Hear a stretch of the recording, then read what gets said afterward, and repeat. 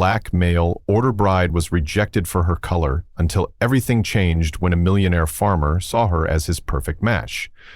You're Amara Freeman. The man swallowed hard, his face turning pale as if he had seen a ghost in broad daylight. This isn't going to work. You didn't mention that you were black. Amara finished the sentence. Thomas Whitford couldn't bring himself to say, her heart sinking as she stood on the station platform. The delicate hat she had bought especially for this moment now looking like a ridiculous detail amid the humiliation, 3 weeks of travel, 6 months of passionate letters, a trunk full of hopes and the promise of a new beginning away from the discrimination of the big city. All of that crumbled in seconds. The moment Harold finally laid eyes on her in your letters. You wrote so well, I imagined, he stammered, taking a step back, the bouquet of flowers wilting visibly in his sweaty hand. Couldn't you have warned me? Amara took a deep breath, gathering every ounce of dignity she had left. Tell you what? Exactly. That my skin is as dark as night. But my feelings are as real as yours. You never asked, Harold? Harold looked around nervously, noticing the curious glances of passengers and station employees in the small town of Riverbrook. A well-dressed black woman was already attracting attention. A black woman being publicly rejected by a white man created an irresistible spectacle. You have to understand my position, the community here, my business, he muttered, taking another step back. I can pay for your ticket back, you seem educated. I'm sure you'll understand. Amara felt a chill run down her spine, not from sadness, but from a controlled anger that simmered silently in his letters Harold had written, about the lonely heart of a 45-year-old widower who longed for companionship, understanding, and a new chance at love. At no point did he mention that this heart had a color preference. I spent all my savings to get here, she said, her voice steady despite her inner trembling. I have nowhere to go back to. Harold reached into his pocket and pulled out some crumpled bills. This should cover a place to stay for a few days until you work things out. That's when a deep voice cut through the tense air like thunder on a clear day. Is that your solution, Pierce? Throw money at the problem and hope it goes away like it always does. A tall man appeared behind Harold, his piercing eyes fixed on the merchant, who now seemed to shrink in size. He was dressed in simple but visibly expensive clothes, the kind of simplicity that only the truly wealthy can afford to display. His suntan face betrayed a life spent outdoors, but his posture exuded unquestionable authority. This is none of your concern, Maxwell Harold replied, but his voice betrayed his uncertainty. It becomes my concern when I watch a man I've known for 15 years behave like a coward. The man named Maxwell turned to Amara, his gaze softening slightly. Miss, allow me to introduce myself, Elias Grant. I have a property just outside the city. Amara nodded stiffly, suspicious. From experience, she knew that kindness from strangers often came with a hidden price. If I may be so bold, Alexander continued, I offer you lodging at my home until you decide your next course of action. We have guest rooms that are rarely used, and my housekeeper would be delighted to have company. Harold visibly choked on the offer.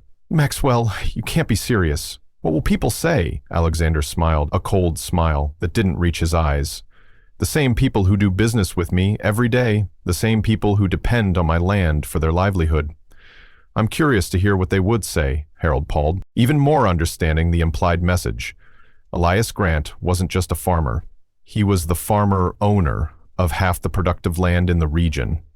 What no one at that station could guess was that while Amara wavered between wounded pride and practical necessity, she carried with her not only a trunk of clothes, but also a secret that would forever change the balance of power in that small community.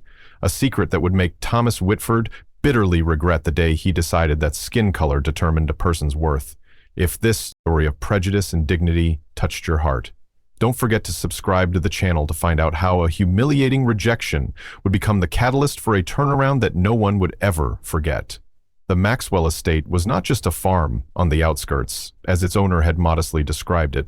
It was a stately Victorian mansion surrounded by acres of thriving plantations and lush pastures where thoroughbred horses grazed peacefully as Alexander's carriage passed through the ornate gates. Amara felt simultaneously impressed and suspicious. People here aren't used to differences, Alexander explained as he pointed to the main house. Riverbrook was founded by traditional families who remained conveniently stuck in the past. Thomas Whitford is just a symptom of a deeper disease. The housekeeper, Mrs. Foster, a middle-aged woman with kind eyes and a stiff posture, greeted Amara with professional courtesy. If she was surprised by the presence of a black guest, she didn't show it. "I've prepared the blue room, the one with the best view of the garden," she said, leading Amara. Two hallways decorated with priceless paintings and antiques at dinner that evening served in the imposing dining room. Alexander explained his history. The son of a banker from the north and a teacher who had embraced abolitionist causes, he had inherited not only a fortune, but also strict principles about equality when he moved to Riverbrook 15 years earlier. He had been regarded as eccentric, too rich to be ostracized, but too different to be completely accepted. "And what is your story, Miss Wilson?" he finally asked. "After describing the businesses he ran, your letters must have impressed Harold for him to extend such a formal invitation." Amara hesitated, but something about Alexander's direct manner inspired confidence. "I'm a teacher. I was a teacher in Boston. I taught literature and history at a school for girls of color when the school closed due to lack of funds. I realized I needed to start over somewhere else." What Amara didn't mention was the real reason behind her letters: the unexpected inheritance from her grandfather, a man who had spent his life as a butler for a wealthy family, an inheritance that included not only carefully saved gold coins but also ancient documents that could change the fate of certain lands in the Riverbrook region. Documents she had hidden in a false bottom of her trunk in the days that followed. Alexandra gave Amara something rare: space to think. The mansion's library was a treasure trove of knowledge, and she immersed herself in books on local history, geography, and the laws of the region. When asked about her interests, she would simply smile and say she was broadening her horizons. A week after her arrival, news of her presence had spread throughout the small town. Visits to the Maxwell mansion suddenly increased. Curious neighbors, merchants, wives, even the local reverend, all suddenly remembering urgent matters to discuss with Alexander. "Just look at that," Alexander muttered during afternoon tea after a particularly obvious delegation had left. "You've become the local attraction without even setting foot in town." Amara smiled bitterly. "Been an attraction, Mr. Maxwell. The difference is that now I have a porcelain teacup in my hand while I'm being watched." It was during one of these visits that Thomas Whitford finally worked up the courage to show up. He arrived unannounced, hat in hand, his face a mask of false concern. Maxwell he greeted nervously. "I just came to see if Miss Wilson is comfortable." "Absolutely delighted," Alexander replied dryly. "Why don't you ask her personally?" Harold's face pat. As Amara entered the room wearing one of the elegant dresses Mrs. Foster had altered for her, no longer the exhausted, humiliated woman from the station, but a lady who moved with confidence and purpose. "Mr. Pierce," she greeted him coldly. "What an unexpected surprise, Miss Wilson." Harold fiddled with his hat in his hands. "I came, that is, the community is concerned about my well-being. How kind of them about your situation." Harold glanced at Alexander. "It's not proper for an unmarried woman to remain in the residence of an unmarried man, especially when she's black," Alexander finished, his voice dangerously soft. "Go on, Pierce. I'm curious to hear how you intend to finish that sentence." Harold swallowed hard. "The church committee is considering options to help her return to Boston. A collection is being organized." Amara smiled, the kind of smile that didn't reach her eyes. "How generous, but I'm afraid my plans have changed. I intend to remain in Riverbrook indefinitely." Harold's eyes widened. "That's impossible. You don't know anyone here. You have no job, no family." "I have a job," Amara replied calmly. "Mr. Maxwell has kindly offered me the position of librarian on his estate. Apparently, generations of Maxwells have accumulated books without ever organizing them properly." Harold looked at Alexander with a mixture of shock and barely contained anger. "You can't be serious." Alexander shrugged. "I've never been more serious. Miss Wilson is educated and competent. My library has never been in better hands." What Harold didn't realize, as he stumbled through increasingly feeble protests, was the true significance of that job. The Maxwell Library didn't just contain classics of literature, it also housed land records, legal documents, and the complete history of the region, including details that many traditional families would prefer to keep buried. When Harold finally left, defeated and furious, Alexander watched from the window as he hurried across the garden. "Hell tried to make your life difficult," he remarked. "The little humiliation you inflicted on his ego today will not be forgotten." Amara nodded, a new determination shining in her eyes. "Let him try while he's busy spreading petty rumors." I'll be digging much deeper than he ever imagined. What Thomas Whitford couldn't know, what no one in Riverbrook could guess, was that the hours Amara spent in the library had a very specific purpose. Amid yellow documents and dusty records, she was beginning to piece together a puzzle that would reveal an uncomfortable truth. Riverbrook's traditional founding families, including the Pierces, had built their fortunes on land that did not rightfully belong to them, and while the local society was abuzz with rumors about the woman of color staying at the Maxwell mansion, Amara was quietly setting the stage for a revelation that would shake the community to its very core. 2 weeks later, the small hall of Riverbrook's town hall was overflowing. An emergency call had brought together the founding families, local merchants and farmers from across the region. At the center of the commotion, Thomas Whitford gestured wildly, his face red with indignation. "It's an outrage. Maxwell is openly defying our traditions by keeping that woman on his property. Decent families are concerned about rumors of inappropriate behavior," as murmurs of agreement rippled through the room. The doors swung open. Elias Grant entered calmly, followed by Amara Freeman, who walked with the dignity of a queen. An uncomfortable silence fell over the room. "I appreciate the invitation," Alexander said, his voice firm, reaching every corner of the hall. "Although I must correct a misunderstanding, Miss Wilson is not here as my guest, but as the legal representative of a matter that deeply concerns all of you." Harold laughed nervously. "Legal representative, a woman of color with no education or authority. Maxwell, have you completely lost your mind?" Amara opened her briefcase methodically. "Actually, Mr. Pierce, in addition to being a certified teacher, I have legal power of attorney as a direct descendant of Joseph Freeman." The name struck like lightning in the silent hall. The older faces piled visibly. "Joseph Freeman doesn't exist," Harold retorted quickly. "He's an urban legend." "Curious," Amara replied, removing yellow documents from her briefcase. "Because I have here the original deed signed by the governor in 1866, granting Joseph Freeman, my great-grandfather and a man freed after the Civil War, the land that today constitutes approximately 60% of Riverbrook, including your store, Mr. Pierce."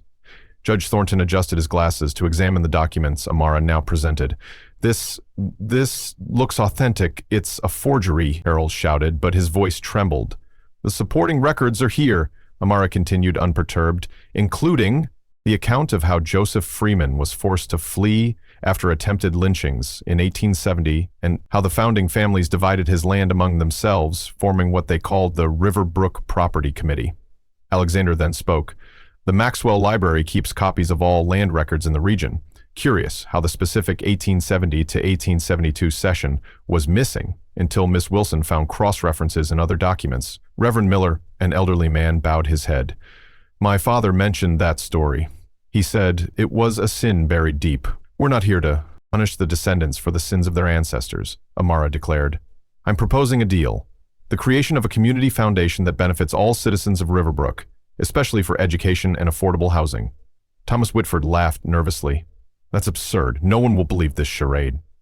That was when Attorney Jeff, a respected three-state lawyer, entered the hall. The documents had been verified by the State Historical Records Commission.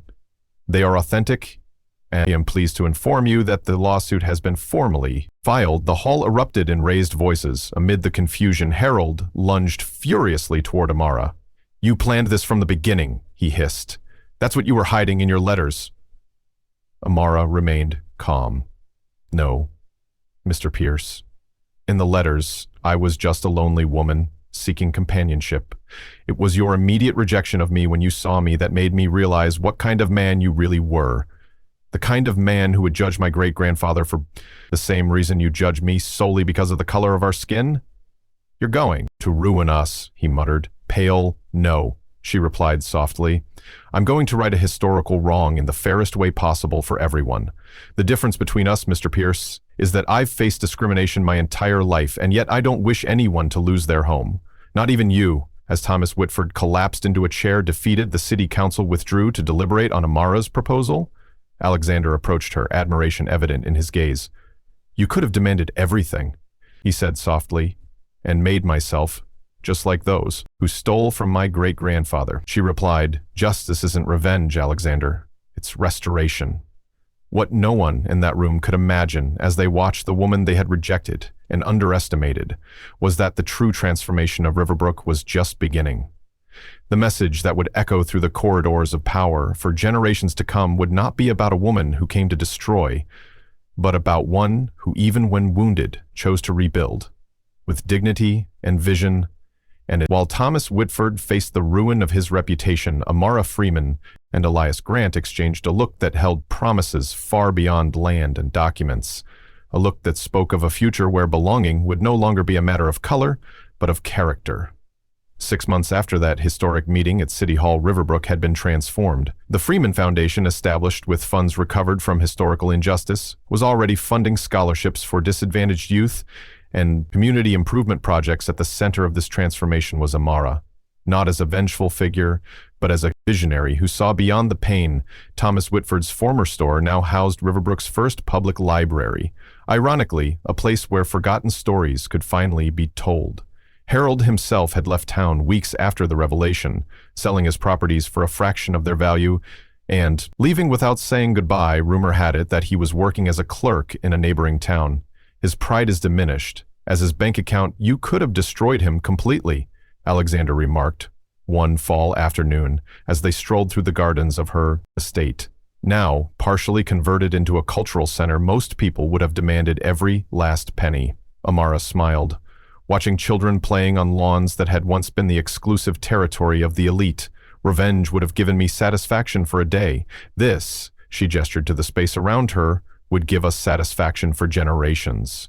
News of the Freeman Aries had spread beyond Riverbrook, attracting journalists and historians interested in documenting similar cases of historical land injustice. Amara received invitations to speak at universities, sharing not only her personal story but the legal methodology she had used to reestablish the truth during a celebratory dinner in the main hall of the Maxwell Mansion, now officially named Freeman Maxwell House, after the discreet marriage of its owners. Judge Thornton raised his glass in an unexpected toast to the woman who taught us that justice is not just a legal concept, but a daily practice, he declared, his voice breaking with genuine emotion. When Amara arrived in our town, we thought we knew exactly who she was, based solely on her appearance. What a humbling and necessary lesson. We learn at his side. Martha Webb, now principal of the new community school, nodded vigorously. And to think it all started with a cruel rejection at the train station. Alexander took Amara's hand in his. The best decision Thomas Whitford ever made was to reject you, he murmured with a smile, although I doubt he would agree. In the old central square, where once only traditional families were celebrated, a new monument had been erected.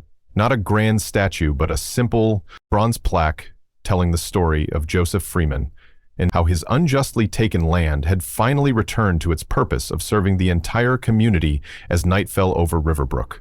Amara watched the city lights from her new porch. She had arrived as a rejected stranger, a black woman deemed unfit to belong. Now she was not only accepted, but respected, not for bowing to the expectations of others, but for standing firm in her principles. When Alexander joined her with 2 cups of tea, Amara reflected on the journey that had brought them there. You know what's ironic? She said, Harold rejected me because he couldn't imagine sharing his life with someone who didn't fit into his narrow worldview. In the end, that's exactly what destroyed him, while you thrived, because of exactly what he despised, your strength, your history, your truth.